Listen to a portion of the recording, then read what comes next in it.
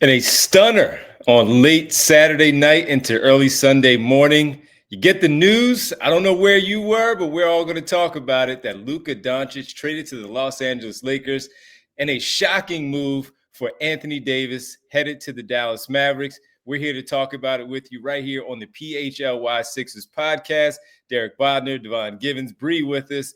Kyle will be checking in later, of course, from the game with Derek, but we needed to. This was so big that even though this has nothing, absolutely nothing, at least right now, to do with the Philadelphia 76ers, we are basketball fans. We are in the basketball business. So we had to give our thoughts on what went down overall late Saturday, early Sunday with this particular deal. And Derek, I have to ask you, man, because when I say late Saturday, early Sunday morning, it was 12:12 when Shams Charania dropped this from ESPN that this deal was actually going down. And that's why I say, man, where were you? Because I'd imagine a lot of people were sleeping. But if you're like me and Kyle last night in particular, we were on Twitter. Derek, what was going on, man? First of all. No, I was asleep. I had some stuff to get done early today before the game, so I had to have an early night last night. And it was one of those ones where you woke up.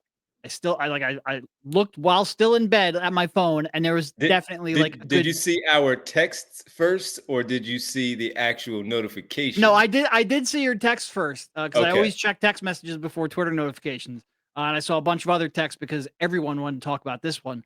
And then I kept looking at my phone. I'm like, this has to be like I'm either in a hallucination or somebody got hacked or somebody fell for a spoof account. Like there has to be an explanation. That's not the Dallas Mavericks are trading Luka Doncic. Like, because that doesn't make sense. Like, even still now, what are we? 14 hours after the trade, I'm still like, I'm like texting Bontemps, like, did you guys all get hacked at once? Because all of ESPN having the reporters' Twitter accounts getting hacked makes more sense to me than the Dallas Mavericks deciding that they don't want to give Luka Doncic a 35% super. Like, what are we doing here? This is absolutely stunning.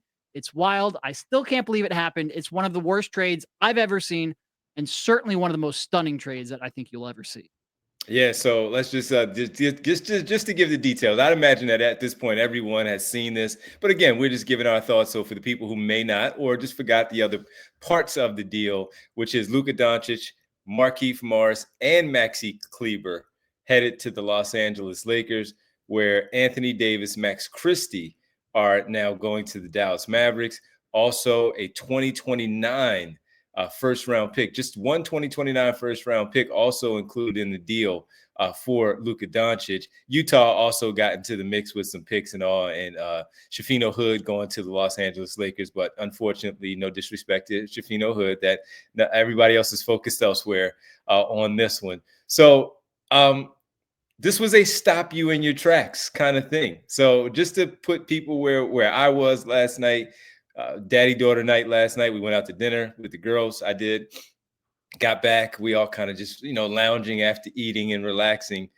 All right, it's late. I need to take a shower. I get out of the shower.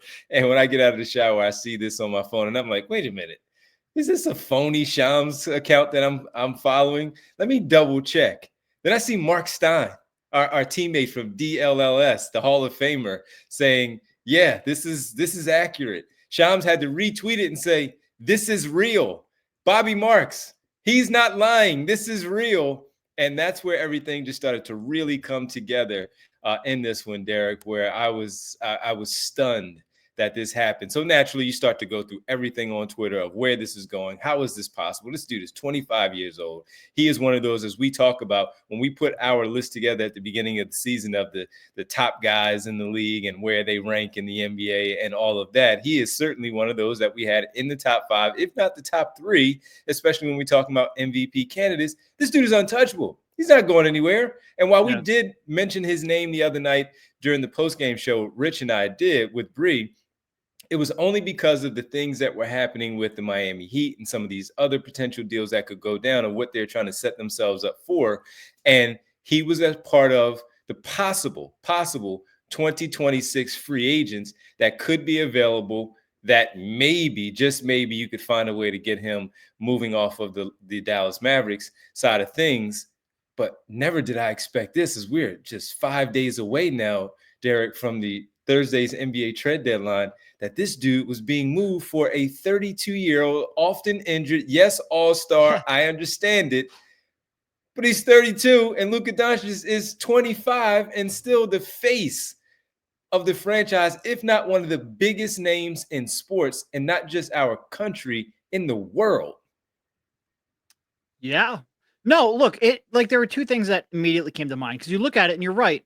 Like Kyrie and AD, now the new core of Dallas, they're 32 and 33 years old, respectively. So in 2 years, and by the way, Dallas doesn't have some of these are protected, some of these are swaps, but Dallas doesn't have full control over their 27, 28, 29, or 30 first round draft picks. 4 straight years where they have some level of, having to convey that or swap those picks. And when that 27 hits and that 4-year stretch hits, you're talking about two guys in AD and Kyrie who are 34 and 35 years old. Like, you are really building this as a win over the next 2 to 3 years move and trying to go all in and selling out and mortgaging your future to try to do so. So it's sort of like two trades or two moves hit me right away. First of all, just because it's most recent, is the Paul George signing, right? Where you're like, all right, there's probably going to be some problems on the back end of that, but you're trying to sell all out for the next 2 years. Fine. The difference is with Paul George, you just signed him in free agency. You just gave up opportunity costs of what you could do, what other moves you could make with that cap space. They're giving up Luka Doncic to try to go all in on a 2 or 3 year window. It's absolute insanity. So the second trade that jumped to mind is a little obvious in the Charles Barkley trade, right? Something that scarred me for years and years and years and years and years. Still does, probably. Yes. But Charles Barkley was 28 or 29 years old. He hadn't won anything. The team around him stunk, and he asked out. This is a 25-year-old that just led his team to the NBA Finals, averaging 33, 9, and 10, and by all accounts, didn't want out. Nothing makes sense. And the reporting is that they were concerned about his conditioning, and it'd be a problem. His conditioning's been bad since he's been in the NBA. He's still a top 5 player in the league, and also that they were concerned about giving him a supermax. Well, guess what? Anthony Davis has an extension that's paying him 35% of the salary cap. Over the next 3 years, Anthony Davis, especially now that Luka Doncic is he's not supermax eligible, Anthony Davis over the next 3 years will make more money than Luka Doncic and the same amount of money that Luka could have gotten on that supermax. So if you don't believe in sort of like having because we've gotten some of these conversations on Discord, Devon was going wild in Discord. You should have seen him. But if it was nuts. I saw some people like, well, maybe they just don't believe that investing 35% of the cap is wise in today's NBA. And certainly there are conversations to be had. I don't think for superstars. I think that's more like, is the 3-tier model sustainable? But that doesn't even that falls flat because you're still paying one guy that much money. It's just a different guy. They apparently did not believe in Luka Doncic, or there's something else that isn't yet reported that would tie this all together, because it just does not make any sense. Unless their hand was forced, unless there's something we don't know, this makes 0 sense. Yeah, and some of the other factors, of course, while we were all in the Discord, I was tearing it up. This was my best work ever, everybody in the Discord. Come join us. Some of the other stuff is, all right, as you just talked about, you signed Paul George in the offseason. You mentioned the Paul George deal with back in the day, and you also look at Charles Barkley and what happened there. One of the first questions that many people had as NBA fans, if not people working in the league, how are you just getting 1 first-round pick for this guy? Now, listen, part of it is because, of course, Anthony Davis is part of the deal. That knocks down what you're getting back. So you're not going to get all those picks back because, of course, Anthony Davis is part of the deal. If it was a simple case of just trading with the Los Angeles Lakers and getting Max Christie back, you're most likely getting about 5, 6 first-round picks back. So that was one question for a lot of people. And then the second part that you also have to go back and remember is that Mark Cuban loves Luka Doncic, but Mark Cuban sold a portion of the Dallas Mavericks, where he is no longer the majority owner of the Dallas Mavericks. So they are headed up by new leadership that gave the okay for Nico Harrison to make this deal and move on from Luka Doncic. Nico Harrison has been there for about 3-4 years now, just just being from afar, about 3-4 years. So he helped trade for Kyrie Irving. He helped draft Derek Lively and make the deal last season for PJ Washington and Daniel Gafford to bring them in to help make that finals run. I mean, he has done some pretty darn good things, but you step in and you say, all right, my man, you've been batting pretty good average here, but are you sure you want to do this? But apparently this started sometime early in January, where they've had discussions, he and Rob Pelinka, based on a lot of the reporting that we're seeing Mark Stein put some stuff out there as well. Go follow the Stein line to get more information on what really went down. And Derek, so a lot of things have to happen in order for something like this to go down. And to your point, this is a 25-year-old superstar. He's a mega star that you just don't move. So as you said, the scars from many people still being frustrated about the Charles Barkley deal. Hell, we were still ticked off about the 2001 finals run and moving Theo Ratliff. Yeah. Right? We're talking Theo Ratliff in the NBA finals. We need him for next year as well. And this is Luka Doncic. And this happens, man. So just a lot of stuff to kind of dip into with this one.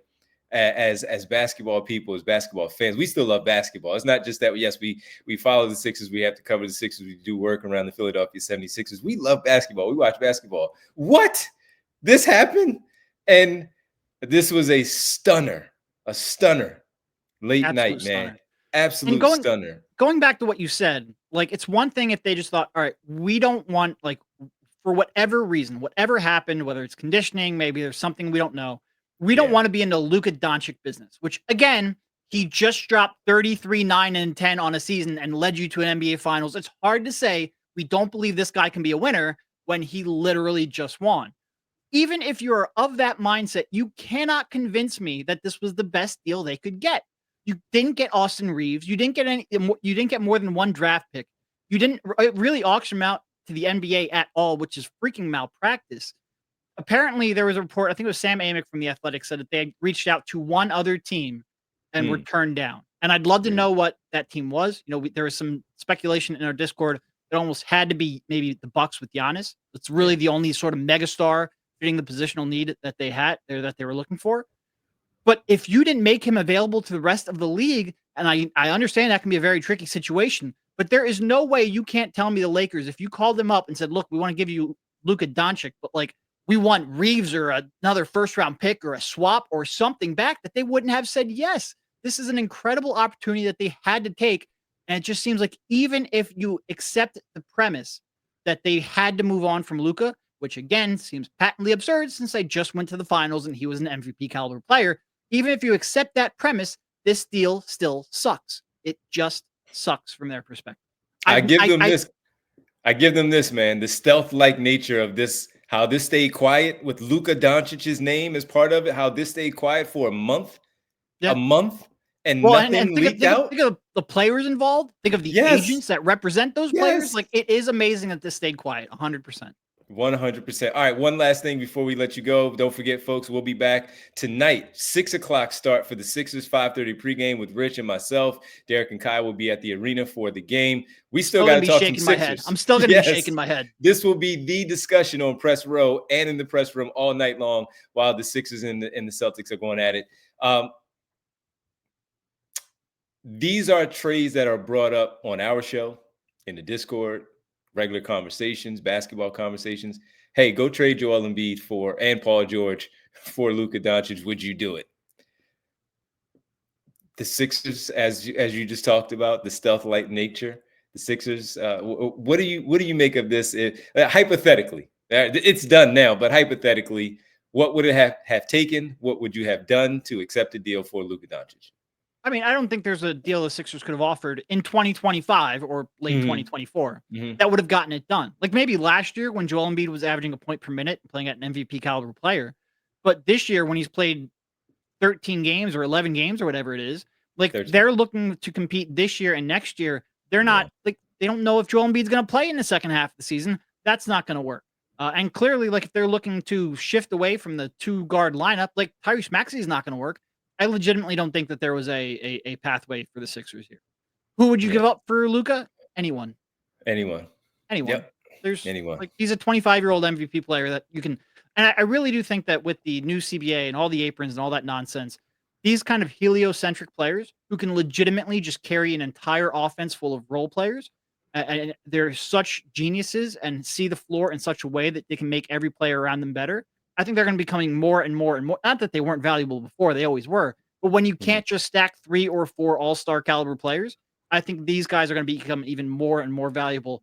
This is and this is in part why it's just wild to me that they did this without really involving 28 other teams, because like everyone in the league would have been bidding on this, and you could have at least run up the price for, even if Anthony Davis was the only one you were going to trade him for, you could have run up the price. Absolutely. Yeah. Yeah, you definitely could have run up the price. It just would have gotten out. It wouldn't have been a secret anymore. It would have gotten out. It would have. Yeah. But, like, but you would have gotten a better deal. Yeah, because I don't think the Lakers were ever going to back out of this. They've got their franchise player for the next 10 years. And you might look at them and be like, all right, well, they don't have a lot to offer right now to get like another star around him, especially if LeBron opts out or walks or retires or whatever. That's true. They're LA. They have a way of just manufacturing stars. Like, you will get somebody to come and join Luka in LA at some point. Yep. They weren't going to turn this down, even if it gets out and maybe you don't gain as much leverage as you thought. I think this deal you could have always gone back to and executed at any point. It's just malpractice to me that they just did this behind the curtains and took the first deal off. It's wild. Well, Anthony Davis, Max Christie, and the Kyrie Irving experience in Dallas as they try to compete in the West, with Luka Doncic teaming up with LeBron James, Austin Reeves, and let's not forget about his good buddy, Dorian Finney-Smith. A lot of good run in Dallas with Dorian Finney-Smith. And JJ Redick, also a former Mav with Luka Doncic, one of his favorite teammates. I had a chance to listen to last night the DLS Mavericks show with Mark Stein joined in at one point, but it was Bobby, Kevin, Tim Cato as part of the DLLS Mavericks show. And so if you want more information on that as you get ready for us a little bit later, don't the Mavs play Cleveland today? I think they play Cleveland today. Yeah. So if you want to check out the DLLS Mavericks, go check them out. They had a great pod last night breaking all of this down. So follow them, follow us, stick with us.